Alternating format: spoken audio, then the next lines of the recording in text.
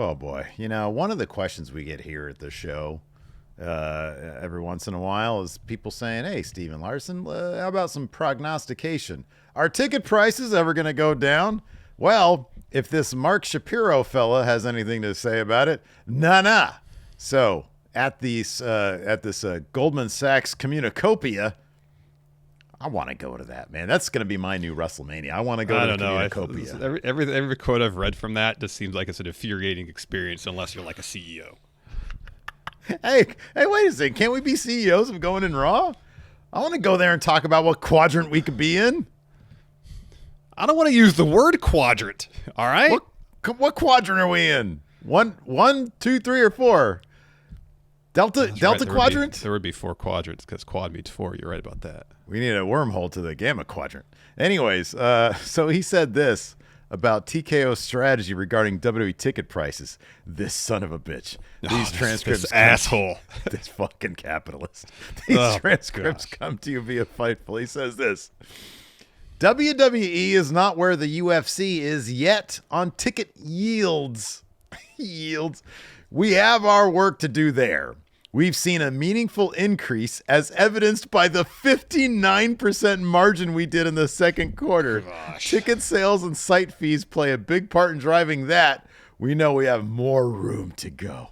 Why do we know that? Because the UFC is breaking records everywhere they go. We know we have a lot of room there because Vince McMahon was primarily pricing tickets for families and wasn't totally focused on maxing opportunity there. We see what we could do with the UFC, and we're replicating that in terms of ticket yield and advanced sales when it comes to on location on the WWE side. It's really working out well.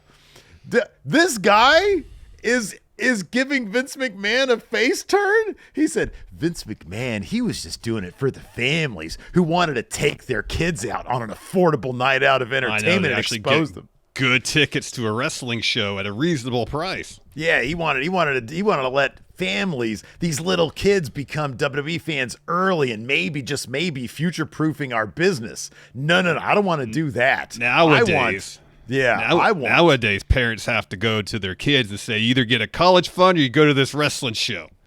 College? You can't have both. Maybe a trade school. Yeah, no, man, this guy, he's all about ring. I wish just use the term, Mark. Just be like, listen, we haven't yet wrung every cent we can out of these fans.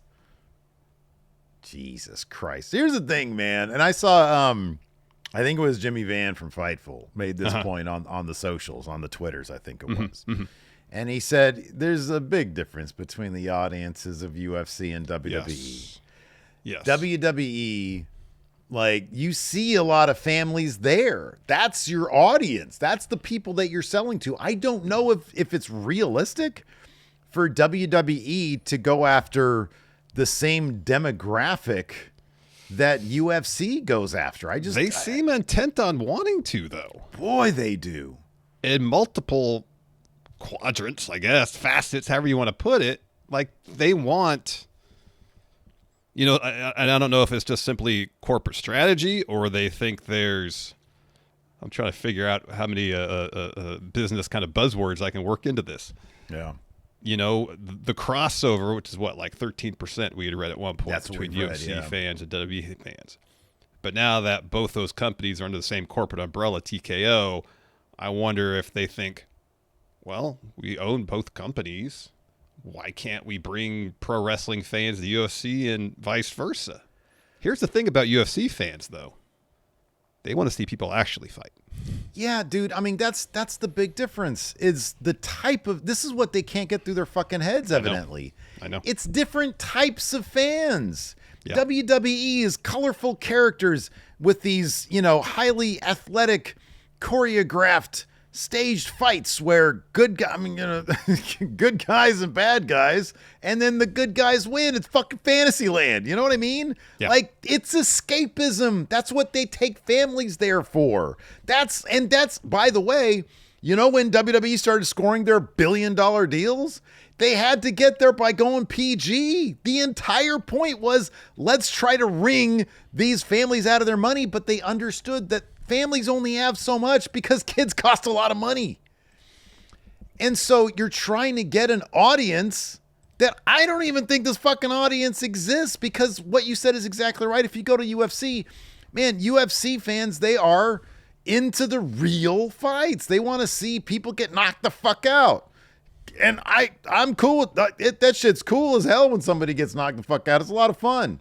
My friend Mikey Omega always sends me shit of like, oh, look at this guy getting knocked out. And then you see his arms go crazy. Yeah. Yeah. It's wildly fun. Like, I don't watch UFC a lot. I understand the appeal. I used to watch it all the time. I just don't have the time or money because, boy, talk about ringing their fan base. Gosh, it's ridiculously expensive. Yeah, it really is. And you never know what you're going to get. I mean, that's sort of the fun of, the UFC stuff is like, oh, you might get a couple of banger matches. You might get a bunch of duds. I don't know. But it's different. And I just don't know, like, that 13% number is so low. Like, how are you going to, where's the audience? Where's the audience? Like, this isn't 1998 where you had college kids and a little bit older, maybe with some more disposable income. These days, college age kids ain't got no money. No. I mean, they're just trying to survive in this world, Yeah. So I don't know where these fans are going to be coming from. I don't either. I can't imagine that a whole lot of families go to UFC shows. Mm-hmm. I just don't. Yeah, I highly doubt that. I don't. I could be wrong, but I don't really watch UFC. But when I did, I don't remember seeing a whole lot of families. Yeah.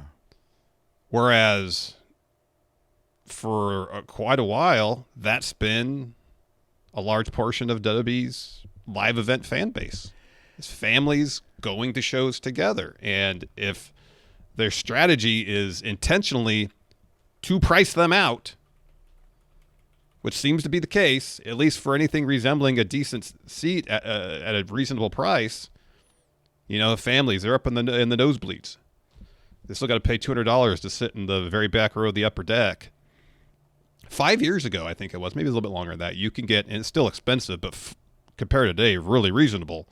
You could get front row at a WWE show, and at ringside, it was $500. Yeah. And I understand this is Madison Square Garden. It's New York. Front row for that show is $2,500 almost. Yeah. I mean, I'm looking at the. That's what $10,000 for a family of four to go to that. Yeah. That is obscene. Like, if you want to go to WWE Raw, let me get rid of this one. I'm on the Ticketmaster site right now. If you want to go to Raw and get like not terrible tickets, like let's say you got two kids and you got, let's say you're, what do they call it, a nuclear family, right? You got like two parents and two kids, right? Yeah. So family of four in somewhere in the lower bowl. Lower bowl. This is section 109 at Golden One Center. So it's kind of corner, like a little bit of corner, Well, about $250 a piece. And then if you go back to row J, so you're going back a little ways, you're looking at am I missing a ticket here? You're looking at, $220 each. So you're looking at $1,000 plus like some fees, like here plus it Ticketmaster says, fees and all that, and then you got to pay parking on top of that. And then if you want to get concessions, your kids are probably going to want some merch. Right? Yeah, exactly. You're easily pushing $1,200. Yeah. So okay, well, no, I got it down to $800. I don't know if this has fees on it or not, though. There's a thing you can click that'll include fees automatically. What's that? They show. So there's a thing, if it's not clicked, you can't click it. That'll show the prices with fees included on Ticketmaster. Oh, okay. But like 5 years ago, those were $50 seats. Mm-hmm. Yeah. And I understand. That's what's wild about this, though. Everybody's already complaining. Everybody's already complaining about ticket prices being too high, and he's like, they're not high enough. We have a ways we can go with this, is what he's saying. Yeah, he does. More yields. He wants more yields. He wants more yield. And we're like, yield. Stop, man. Yield on the yields, yes. The different yield. The stop. Yeah, I just don't know where they're going to get these fans from. Because, like, this is your audience. You spent, like, since, 2010 they went PG? 2009, last 15 something like that? years of their business operations have been focused on a product that appeals to the broadest possible audience. A product that anybody could watch and gain some measure of enjoyment from. And then you want to price them out of attending your live shows? It's kind of still, in a lot of respects, the lifeblood of what you do.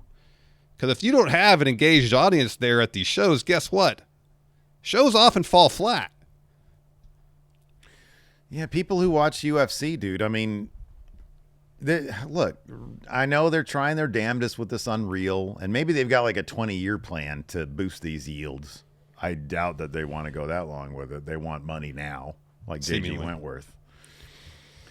They want that money now. And, like, you know, honestly, like UFC fans, I feel, and I'm not going to, this is a generalization, but whenever I have encountered a UFC fan, they still have that thing. Oh, WWE, the fake stuff. I like the real fighting. Which, hey, to each their own. Like, you don't dig the fake shit? Cool, right on. You don't want to buy into the silly comic book world of absurdist pro wrestling? That's fine. I get it. Trying to convert those people to WWE, though? Good luck with that. Good luck with that. Yep. You know, you can put all the UFC style celebrities on WWE programming, and you're not going to get anywhere with that, man. Their stamp of approval does not mean shit. Nope. So I don't know. That's an uphill climb right there if I ever saw one. Oh yeah, most definitely is. Yeah. You know, again, this is. I don't want to sound like a spinning record, but again, at a certain point, there's a breaking point that fans are going to have, and I don't know what it is yet. I think at the bottom line is they'll be able to find people willing to pay the prices they want to charge for these tickets, so long as the product is all right, competent. If there's any slip in terms of the quality of the creative, people will be like, why am I paying $2,000 to sit there and watch a show I don't enjoy? You know, I don't know what's going to come first. Now, if they start charging $10,000 ringside for Raw, yeah, that's obviously a breaking point for, I would think, a lot of people. I kind of feel like the attempt to move the ticket prices higher and higher, I think, is because they have been decent at keeping a certain level of creative, mainly via, it does. When you see the Jey Uso shit, it looks like a party and everybody's having a good time. They absolutely have been able to turn these characters into, hey, we've got a connection with the crowd. The crowd's going to come out and see us just do some cool shit, whoop some ass. But the prices can't continue just to rise, especially when there are indications that the economy is going to get worse before it gets better. Mm-hmm. So I don't know. It'll be interesting to see where they're at 2 years from now. If we're going to be looking at this $500 ticket, $200 ticket at what did I say? Section J, row 11. Yeah, kind of the middle of the lower bowl. Yeah. Right. Section 109, row J, seat 11, that $200 ticket. Is that going to go up to $400 tickets? And are they going to keep on selling as many of those as they are right now? Mm-hmm. That's going to be the big question. Yeah, it is. So we'll see.